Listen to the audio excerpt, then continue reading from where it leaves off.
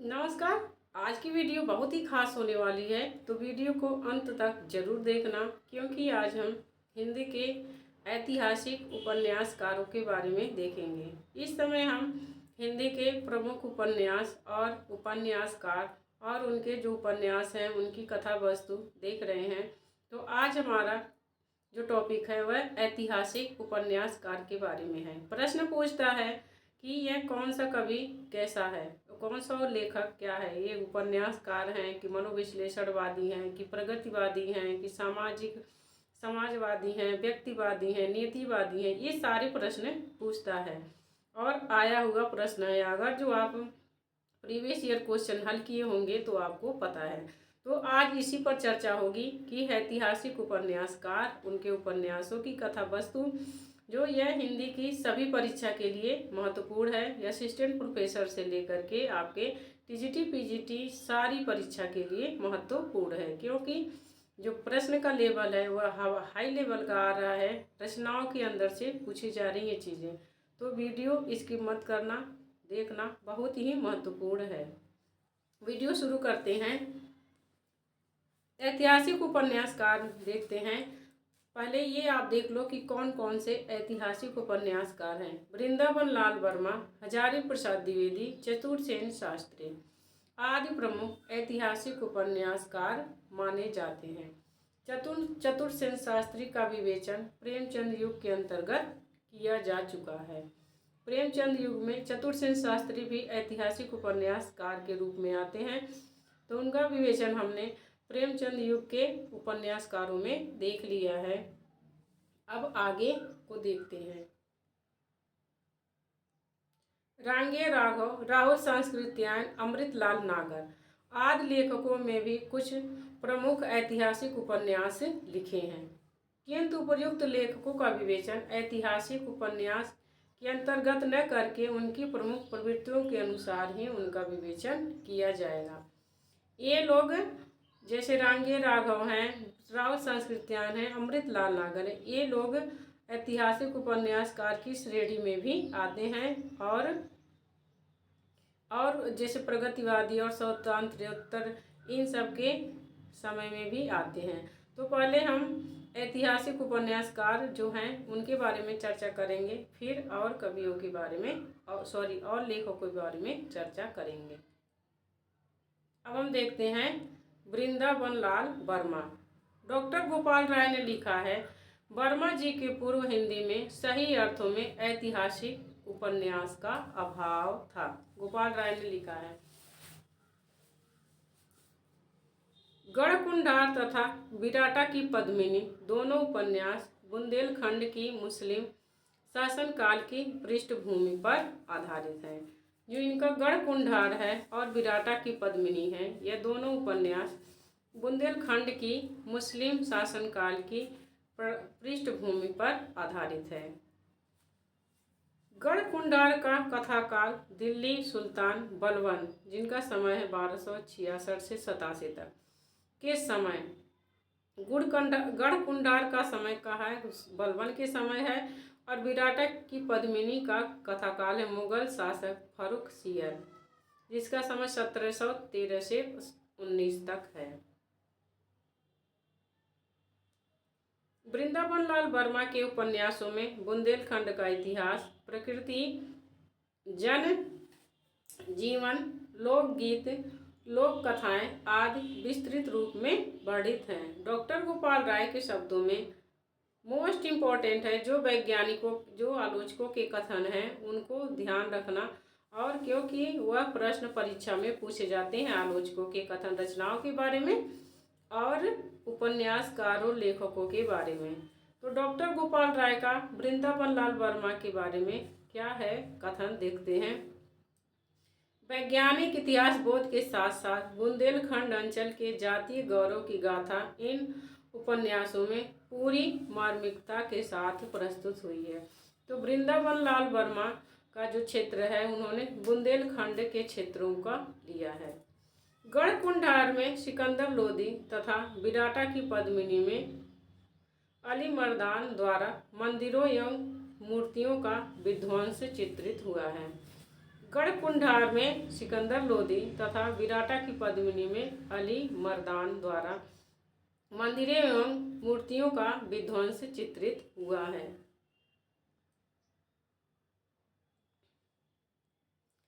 कचनार में सामंतवादी समाज में स्त्री अस्मिता के सवाल उठाए गए हैं। जो वृंदावन लाल वर्मा का कचनार उपन्यास है उसमें सामंतवादी समाज में स्त्री अस्मिता के सवाल उठाए गए हैं। इसमें बहुपत्नी विवाह एवं दासियों के विवशतावश सेवा कार्य करने की समस्या को चित्रित हुई है। इसमें कौन सी समस्या चित्रित हुई है कि बहुपत्नी विवाह और दासियों का जबरदस्ती काम करवाने का की समस्या चित्रित हुई है। गढ़कुंडार की पांडुलिपि देखकर गणेश शंकर विद्यार्थी ने वृंदावन लाल वर्मा को वाल्टर स्कॉट की उपाधि दी है।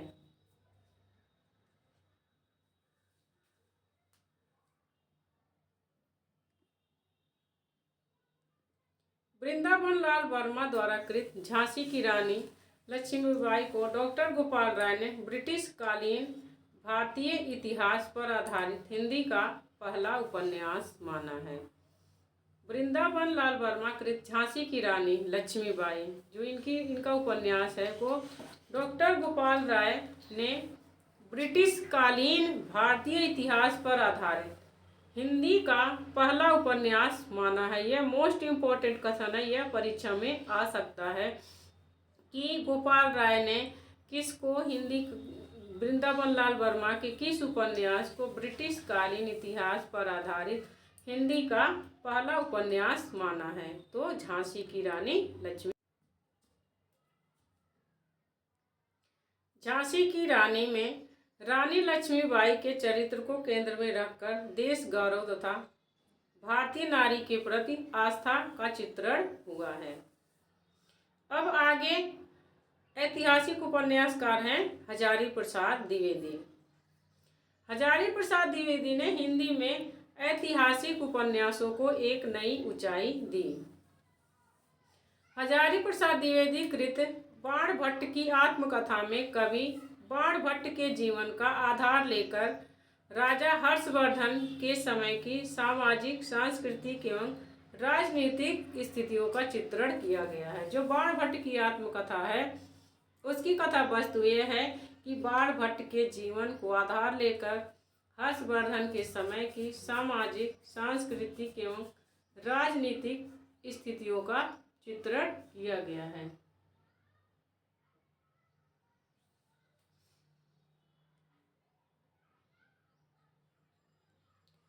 बाणभट्ट की आत्मकथा ऐतिहासिक पृष्ठभूमि पर आधारित होने पर भी मूलतः कल्पना एवं लोक श्रुति से प्राप्त प्रसंगों के संयोजन से लिखी गई रचना है जो 6वीं-7वीं शताब्दी की कथा है। बाणभट्ट की आत्मकथा में प्रेम का उदात्त स्वरूप चित्रित हुआ है। बाणभट्ट निपुणिका भट्टिनी इस क्लासिक उपन्यास के पात्र हैं। इसके पात्र हैं बाणभट्ट, निपुणिका को न्यूनिया भी कहते हैं और भट्टिनी। भट्टिनी वो जो राजकुमारी हैं उनका नाम है इसमें। नामवर सिंह इस उपन्यास को प्रेम ग्रंथ सिद्ध करते हैं। इसके लिए वह प्रेमा पुमर्थो महान के सिद्धांत का सहारा लेते हैं। नामवर सिंह इसको बाणभट्ट की आत्मकथा को प्रेम ग्रंथ सिद्ध करते हैं। इसके लिए वह प्रेमा पुमर्थो महान के सिद्धांत का सहारा लेते हैं। चारुचंद्र लेख आत्मकथात्मक शैली का उपन्यास है। राजा सातवाहन की कथा के रूप में यह उपन्यास लिखा गया है। इसमें राजा सातवाहन तथा रानी चंद्रलेखा की कथा वर्णित है।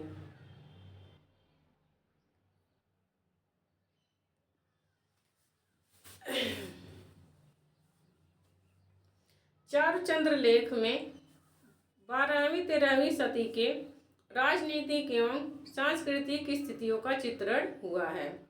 तुर्क एवं भारतीय शासकों के मध्य युद्धों के वर्णन के साथ साथ तुर्कों द्वारा भारतवर्ष के पराभव के कारणों की भी विवेचना की गई है।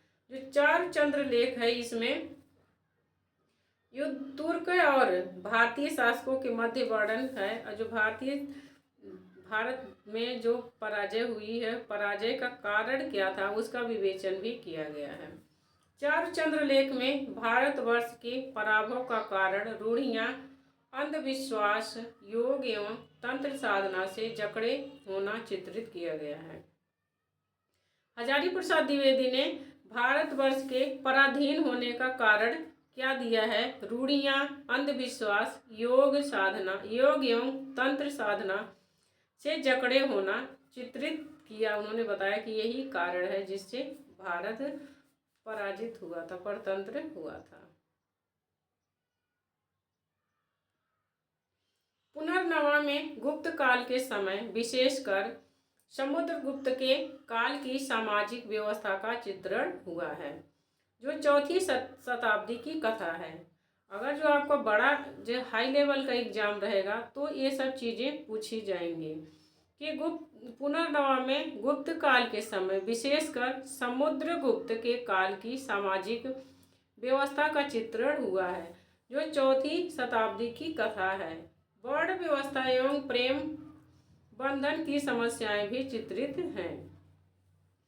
आगे है पुनर्नवा उपन्यास शूद्रकृत मृच्छकटिकम की कुछ घटनाओं को आधार बनाकर लिखा गया है। मोस्ट इम्पोर्टेंट है कि प्रश्न आया हुआ है कि हजारी प्रसाद द्विवेदी का पुनर्नवा उपन्यास किस पर आधारित है, तो शूद्रकृत मृच्छकटिकम की घटनाओं को आधार बनाकर लिखा गया है। इसमें गोपाल आर्य एवं चंद्रा की प्रेम कथा भी वर्णित है।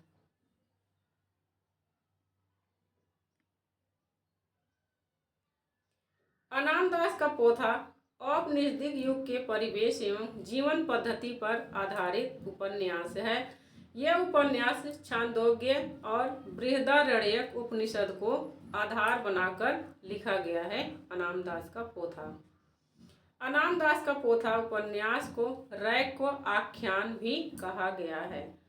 मोस्ट इम्पोर्टेंट इधर है, डॉक्टर गोपाल राय के अनुसार अनामदास का पोथा लक्ष्य औपनिषदिक अध्यात्म चिंतन का पुनराख्यान नहीं, वरन उसकी आज की जिंदगी के अनुरूप आख्यान है। यह गोपाल राय का कथन है कि अनामदास का पोथा का जो लक्ष्य है वह औपनिषदिक अध्यात्म चिंतन का पुनराख्यान नहीं है, वरन उसकी आज की जिंदगी के अनुरूप व्याख्या है।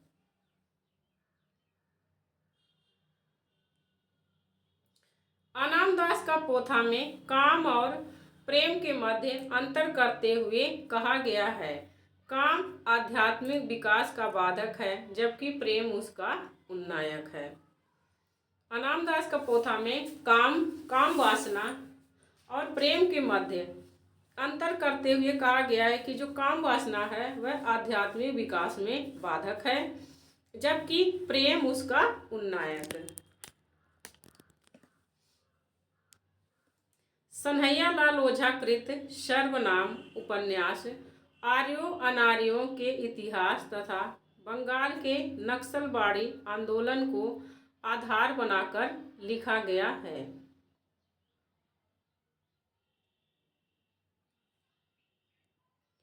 अब अन्य ऐतिहासिक उपन्यासकारों को देखते हैं। सनहैयालाल ओझा कृत संभवामी उपन्यास देव सभ्यता एवं हड़प्पा सभ्यता को आधार बनाकर लिखा गया है। सनहैयालाल ओझा कृत जो संभवामी उपन्यास है वह क्या है, उसकी कथा वस्तु क्या है, देव सभ्यता एवं हड़प्पा सभ्यता को आधार बनाकर लिखा गया है। इसमें देव सभ्यता का मानवीकरण किया गया है। शिव प्रसाद रुद्र काशिकीय कृत बहती गंगा 18वीं शताब्दी से लेकर 20वीं शताब्दी के पूर्वार्ध तक के काशी के जीवन और संस्कृति को अभिव्यक्त करने वाला उपन्यास है। बहती गंगा 18वीं शताब्दी से 20वीं शताब्दी तक इसमें क्या, काशी के जीवन और संस्कृति को अभिव्यक्त करने वाला उपन्यास है। राजू सक्सेना कृत पड़िपुत्री सोमा। पड़िपुत्री सोमा आर्यों अनार्यों के संघर्ष पर तथा रामायणी सन 1857 की क्रांति पर आधारित है। मोस्ट इम्पोर्टेंट है, राजीव सक्सेना के 2 उपन्यास हैं, पड़िपुत्री सोमा और रामायणी। रामायणी 1857 की क्रांति पर आधारित है। वीरेंद्र कुमार जैन कृत अनुत्तर योगी। वीरेंद्र कुमार जैन की रचना अनुत्तर योगी महावीर स्वामी के जीवन पर आधारित उपन्यास है। यह उपन्यास 4 खंडों में प्रकाशित हुआ था और प्रथम भाग उसका 1974 ईस्वी में प्रकाशित हुआ था।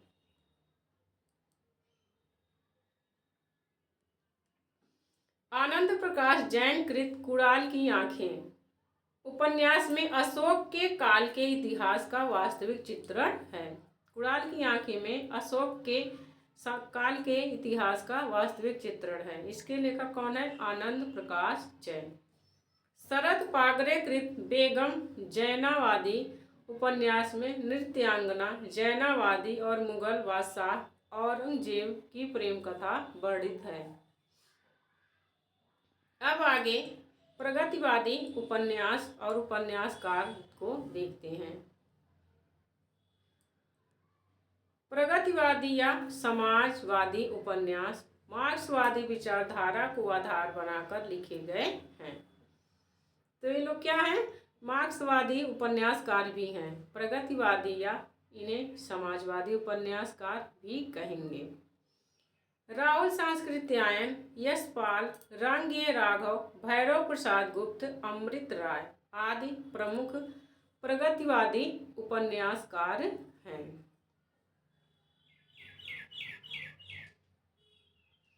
अब हम राहुल सांस्कृत्यायन के उपन्यासों को देखेंगे। राहुल सांस्कृत्यायन जीने के लिए, उनके उपन्यास का नाम है जीने के लिए, उनका एकमात्र सामाजिक उपन्यास है। इसमें भारत की 1907 से 1939 ईस्वी के बीच के कालखंड की सामाजिक राजनीतिक स्थितियों का चित्रण हुआ है। इनका एकमात्र सामाजिक उपन्यास है जीने के लिए। इसमें 1907 से 1939 के बीच के समय की राजनीतिक और सामाजिक दोनों स्थितियों का चित्रण हुआ है।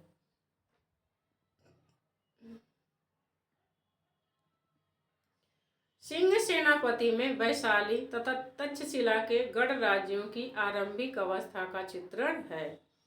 इसमें एक समृद्ध और अपेक्षाकृत मुक्त समाज का चित्रण हुआ है। सिंह सेनापति जो इनका उपन्यास है, उसमें वैशाली तथा तक्षशिला के गढ़ राज्यों की आरंभिक अवस्था का चित्रण है। वैशाली। सिंह सेनापति। जय यौधेय में यमुना, सतलज तथा हिमालय के मध्य में स्थित यौधेय राज्य के अवसान का चित्रण हुआ है। आपको इनका सिंह सेनापति याद करना है, क्योंकि जय यौधेय में, जिसमें यौधेय राज्य का ही चित्रण हुआ है, इसमें वैशाली और तक्षशिला गढ़ राज्यों की सबके अवस्था का चित्रण हुआ है सिंह सेनापति में।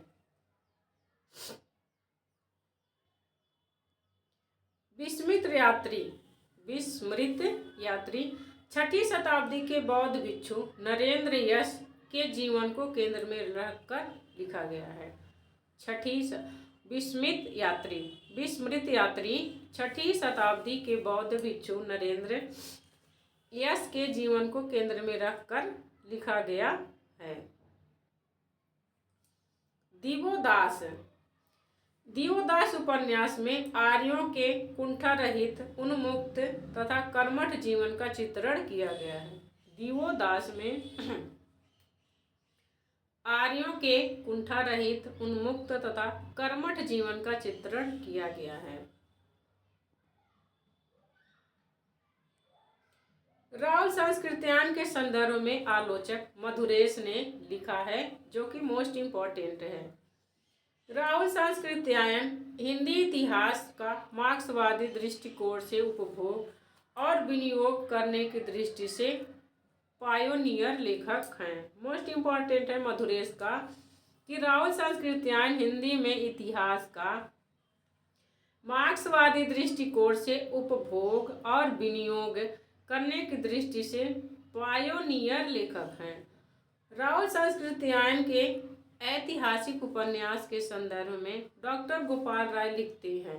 अब यहाँ पर डॉक्टर गोपाल राय का कथन है, इनमें इतिहास कम, ऐतिहासिक यथार्थ अधिक है। यह मोस्ट इम्पोर्टेंट है, ध्यान रखना। इनमें इतिहास कम, ऐतिहासिक यथार्थ अधिक है। ऐतिहासिक व्यक्तियों और उनसे संबंध घटनाओं के ब्यौरेवार वर्णन कम हैं।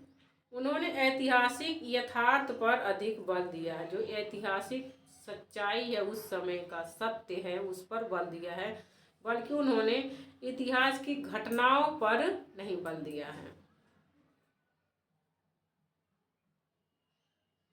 अब आगे हैं रांगेय राघव। रांगेय राघव का मूल नाम तिरुमलई नंबाकम वीर राघव आचार्य था। याद कर लेना, क्योंकि कवियों का मूल नाम उपनाम भी पूछा जाता है पेपर में। तो रांगेय राघव का मूल नाम तिरुमलई नंबाकम वीर राघव आचार्य था, किंतु उन्होंने अपना साहित्यिक नाम रांगेय राघव रखा था। छोटा नाम रखा था ताकि सबको पढ़ने में, याद करने में आसानी रहे। रांगेय राघव कृत घरौंदा उपन्यास विश्वविद्यालय परिसर जीवन पर लिखित प्रथम उपन्यास है। रांगेय राघव कृत विषाद मठ बंकिम चंद्र चटर्जी के आनंद मठ से प्रेरित था। यह उपन्यास बंगाल के अकाल पर आधारित है। सीधा साधा रास्ता भगवती चरण वर्मा कृत टेढ़े मेढ़े रास्ते की प्रतिक्रिया में लिखा गया है। जैसे उनको बदला देने के लिए, उनको जवाब देने के लिए। तो भगवती चरण वर्मा की रचना उपन्यास का नाम है टेढ़े मेढ़े रास्ते। तो उसकी प्रतिक्रिया में रांगेय राघव ने सीधा साधा रास्ता उपन्यास लिखा है।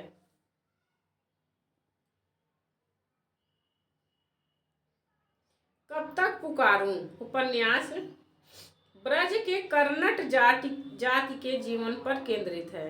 रांगेय राघव का कब तक पुकारूं उपन्यास ब्रज क्षेत्र के कर्नट जाति के जीवन पर केंद्रित है।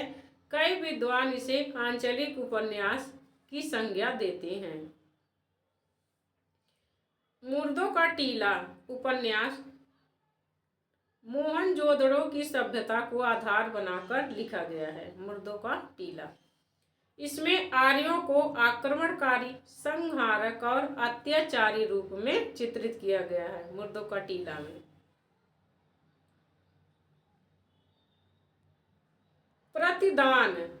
प्रतिदान में महाभारत कालीन ब्राह्मण एवं क्षत्रियों के संघर्ष का चित्रण है। प्रतिदान आप पढ़े होंगे उपन्यास प्रीवियस ईयर, तो पता ही होगा कि कैसे प्रश्न आते हैं।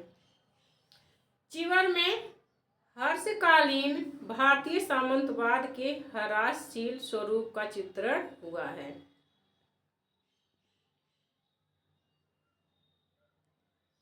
अंधेरे के जुगनू रांगेय राघव का अंधेरे के जुगनू उपन्यास में कुलीन वर्ग द्वारा दास प्रथा को बनाए रखने के लिए किए जा रहे प्रयत्नों का चित्रण हुआ है। कि जो कुलीन वर्ग माने जो उच्च वर्ग है, वह दास प्रथा को बनाए रखने के लिए क्या क्या प्रयत्न कर रहा था, उसका चित्रण हुआ है अंधेरे के जुगनू में। आगे है यशपाल। आगे के जो लेखक हैं वह यशपाल हैं।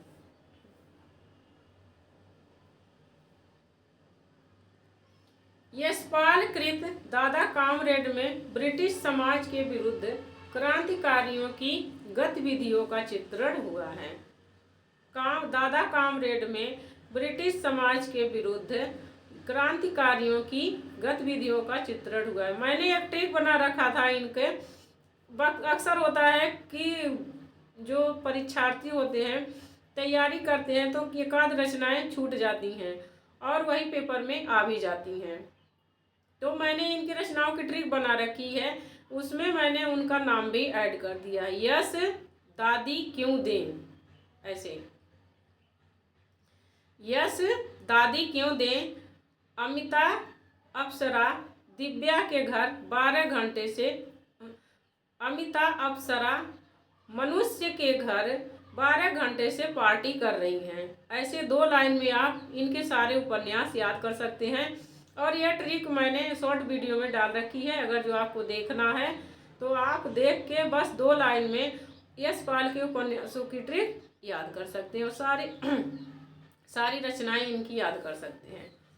यशपाल कृत दिव्या उपन्यास में ऐतिहासिक पृष्ठभूमि का आधार लेकर स्त्री स्वाधीनता एवं स्त्री गरिमा का सवाल उठाया गया है। जो इनका दिव्या उपन्यास है, इनकी प्रसिद्धि का आधार दिव्या और झूठा सच है। ये बहुत ही मोस्ट इनके उपन्यास हैं। तो दिव्या उपन्यास में ऐतिहासिक पृष्ठभूमि को आधार लिए हैं, लेकिन स्त्री स्वाधीनता एवं स्त्री गरिमा का सवाल उसमें उठाया गया है। यशपाल ने दिव्या को ऐतिहासिक कल्पना की संज्ञा दी है। यशपाल ने खुद ही दिव्या को ऐतिहासिक कल्पना की संज्ञा दी है।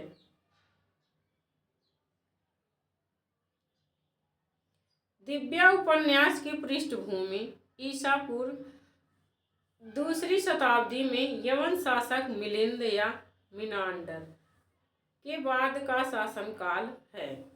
दिव्या में ब्राह्मण बौद्ध संघर्ष का भी चित्रण हुआ है। पार्टी कामरेड इनका उपन्यास है। इसमें कम्युनिस्ट पार्टी की विचारधारा एवं कार्यक्रम का समर्थन किया गया है।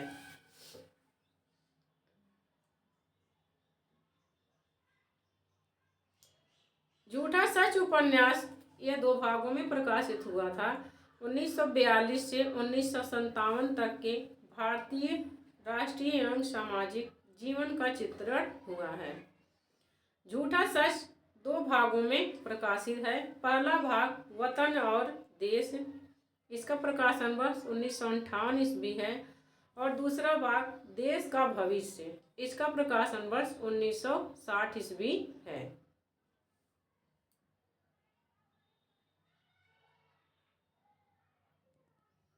पहले भाग वतन और देश में भारत पाकिस्तान विभाजन का दंश है, उसकी भयावहता का चित्रण हुआ है। पहले भाग में भारत विभाजन की भूमिका और विभाजन के परिणामों का विस्तृत चित्रण हुआ है। दूसरा भाग देश का भविष्य में डॉक्टर गोपाल राय के शब्दों में स्वतंत्रता प्राप्ति के बाद के दशक में देश के विकास और भावी निर्माण में बुद्धिजीवियों और नेताओं की प्रगतिशील और प्रतिगामी भूमिका का यथार्थांकन किया गया है। दूसरे भाग में देश का भविष्य में, देश के भविष्य में स्वतंत्रता प्राप्ति के बाद की स्थितियों का चित्रण है। तेरी मेरी उसकी बात में स्वाधीनता आंदोलन के कालखंड 1919 से लेकर 1945 तक की राजनीतिक घटनाओं का चित्रण हुआ है। जो यशपाल का तेरी मेरी उसकी बात उपन्यास है, इसमें स्वाधीनता आंदोलन के कालखंड 1919 ईस्वी से लेकर 1945 ईस्वी तक की राजनीतिक घटनाओं का चित्रण है। इसमें उत्तर भारतीय समाज के स्वाधीनता संघर्ष का चित्रण किया गया है। विशेषकर भारत छोड़ो आंदोलन में उत्तर भारत के छात्रों की भूमिका का उत्साह के साथ चित्रण किया गया है। तेरी मेरी उसकी बात, तेरी मेरी उसकी बात में भारत छोड़ो आंदोलन में जो उत्तर भारत के छात्रों की भूमिका रही थी, उसका उत्साह के साथ चित्रण किया गया है। देशद्रोही उपन्यास में कथा भूमि भारत के सीमावर्ती देशों से होकर सोवियत संघ तक फैली हुई है। अब आगे के हमारे हैं भैरव प्रसाद गुप्त। आगे के प्रगतिवादी उपन्यासकार हैं भैरव प्रसाद गुप्त। भैरव प्रसाद गुप्त कृत प्रथम उपन्यास शोले है।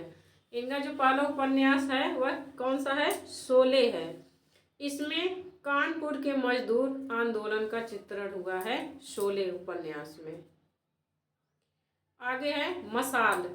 मसाल उपन्यास में पूर्वांचल को आधार बनाकर द्वितीय विश्व युद्ध की राजनीतिक गतिविधियों एवं उसके परिणाम स्वरूप उत्पन्न आर्थिक संकट का चित्रण हुआ है। मसाल में पूर्वांचल उपन्यास को आधार बनाए हैं और द्वितीय विश्व युद्ध की राजनीतिक गतिविधियों और उसके परिणाम स्वरूप उत्पन्न होने वाले आर्थिक संकट का चित्रण हुआ है।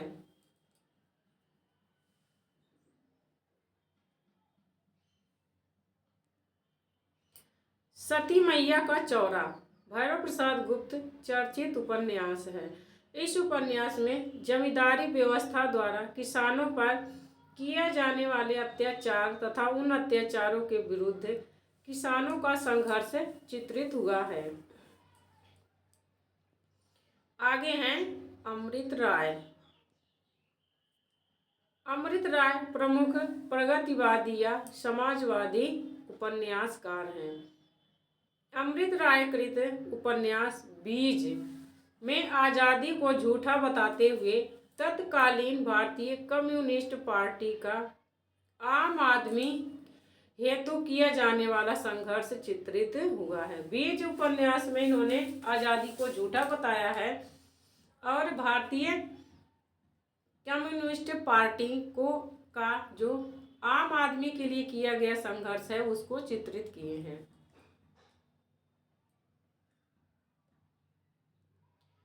नागफनी का देश एक लघु उपन्यास है जिसमें प्रेम एवं दाम्पत्य की टकराहट का चित्रण हुआ है। जो नागफनी का देश अमृत राय का उपन्यास है, छोटा उपन्यास है। इसमें प्रेम और दाम्पत्य जीवन की टकराहट का चित्रण किए हैं। भटियाली उपन्यास में अविवाहित चित्रा के प्रेम के द्वंद्व का चित्रण हुआ है। भटियाली उपन्यास में धुआं उपन्यास में नई पीढ़ी के भटकाव एवं मूल्यहीनता का चित्रण हुआ है।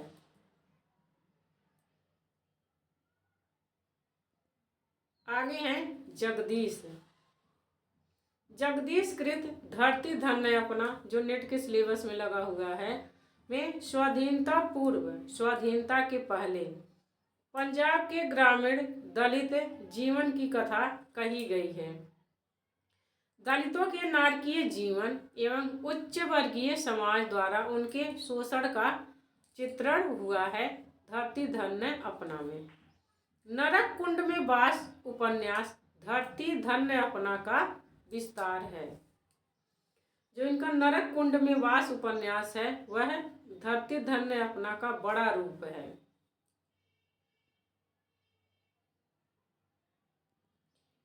मुट्ठी भर कांकर में विभाजन के बाद पंजाबी शरणार्थियों के सैलाब के फलस्वरूप दिल्ली के आसपास के जाट किसानों के बेघर होने की त्रासदी का चित्रण हुआ है। अब आगे हैं अब्दुल बिस्मिल्लाह है।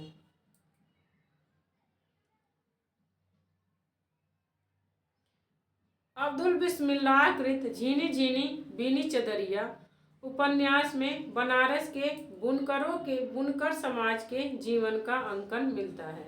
यह झीनी झीनी बीनी चदरिया से आप थोड़ा आइडिया लगा सकते हैं कि इसमें बुनकर समाज का जीवन अंकन मिलता है। इसमें साथ ही इसमें धार्मिक संकीर्णता और संप्रदायवाद का विरोध भी चित्रित हुआ है। जहरवाद उपन्यास में मिर्जापुर अंचल के एक निम्न वर्गीय मुस्लिम परिवार की जिंदगी का वर्णन मिलता है। जहरवाद में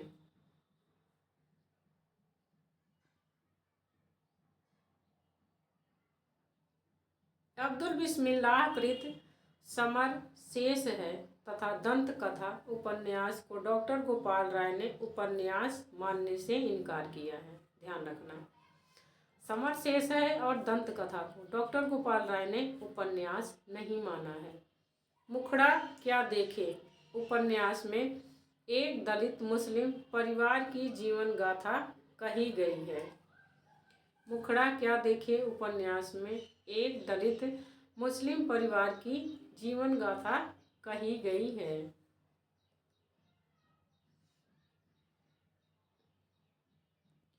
अन्य प्रगतिवादी उपन्यासकार रामेश्वर शुक्ल अंचल कृत नई इमारत उपन्यास भारत छोड़ो आंदोलन पर आधारित है। विश्वम्बर नाथ उपाध्याय कृत जाग मच्छंदर गोरखाया में मध्यकालीन धर्म साधना तथा समाज व्यवस्था का चित्रण हुआ है। जाग मच्छंदर गोरखाया में मध्यकालीन धर्म साधना तथा समाज व्यवस्था का चित्रण हुआ है। विश्वम्भर नाथ कृत जोगी मत जा भर्तृहरि के जीवन पर आधारित उपन्यास है। हृदयस्कृत सफेद घोड़ा लाल सवार में न्यायिक व्यवस्था में उपस्थित भ्रष्टाचार पर व्यंग किया गया है।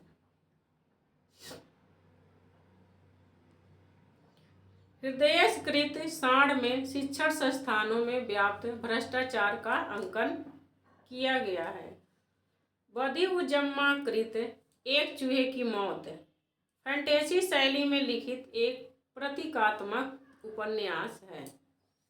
यहाँ प्रतीकों के माध्यम से आधुनिक व्यवस्था में पिसते हुए व्यक्ति की त्रासदी का अंकन हुआ है। एक चूहे की मौत क्या है? यह प्रतीकात्मक उपन्यास है इनका, और इसमें प्रतीकों के माध्यम से आधुनिक व्यवस्था में जो लोग पिसते हैं उसका अंकन किया गया है। उपन्यास में चूहा फाइल का, चूहा खाना सरकारी दफ्तर का, चूहा मार दफ्तर के बाबू से लेकर अफसर तक का प्रतीक है।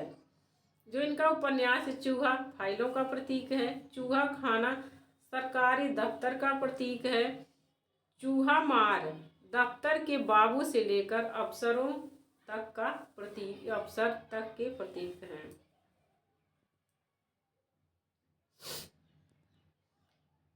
बदिउजम्मा के छाकों की वापसी उपन्यास में विभाजन के बाद बिहार से पूर्वी पाकिस्तान गए मुसलमानों के मोह भंग का अंकन हुआ है।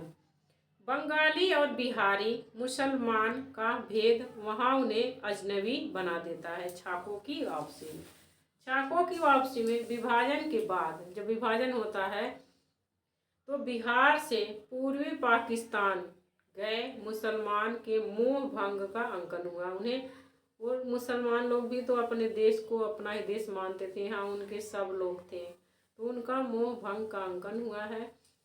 और बंगाली और बिहारी जो मुसलमान हैं भेद उन्हें अजनबी बना देता है। सभा पर्व बदिउजम्मा का अपूर्ण उपन्यास है।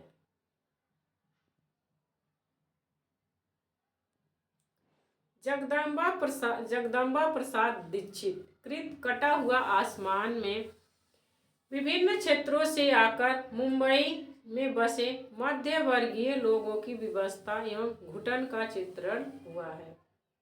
कटा हुआ आसमान में विभिन्न क्षेत्रों से आकर मुंबई में बसे मध्य वर्गीय लोगों की विवशता एवं घुटन का चित्रण हुआ है। मुर्दा घर उपन्यास में जगदम्बा प्रसाद दीक्षित कृत महत्वपूर्ण उपन्यास है, जिसमें बम्बई महानगर के निम्न वर्गीय लोगों के जीवन का यथार्थ चित्रण हुआ है। हाशिए के समाज का चित्रण है, जिसमें सड़कों के किनारे, पुलों पर, गटरों, सीलन और षड्यंत्र से भरी झोपड़ियों में रहने वाले लोग, भटियारी ने भीख मांगने वाले कोढ़ी और अपाहिज जूठन पर पलने वाले असहाय बच्चे, चोर, जुआरी, शराबी आदि लोग शामिल हैं। मुर्दा घर में। इनका जो मुर्दा घर उपन्यास है वो मुंबई के महानगर के निम्न वर्गीय जीवन का यथार्थ चित्रण किया है। इसमें कौन कौन से लोग शामिल हैं? हाशिए के समाज का इसमें चित्रण है। हाशिया मतलब जो बचे हुए, जो शोषित लोग हैं उनको, उनके बारे में। सड़कों के किनारे पुलों पर गटरों, सीलन और सड़ांध से भरी झोपड़ियों में रहने वाले लोग, भटियारी ने, भीख मांगने वाले कोढ़ी और अपाहिज, जूठन पर पलने वाले असहाय बच्चे, जुआरी, शराबी आदि का चित्रण है।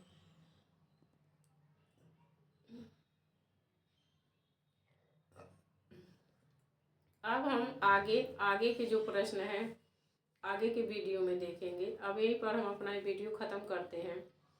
तो वीडियो अच्छी लगी हो तो आप हमारे चैनल अर्चना हिंदी साहित्य अध्ययन को सब्सक्राइब करिए, लाइक करिए, शेयर करिए एक दूसरे को, ताकि सबको इसकी जानकारी मिले और सब लोग अपनी तैयारी मजबूत बनाएं। कमेंट करके ज़रूर बताइए वीडियो कैसी लगी। मिलते हैं अगले वीडियो में, तब तक के लिए नमस्कार।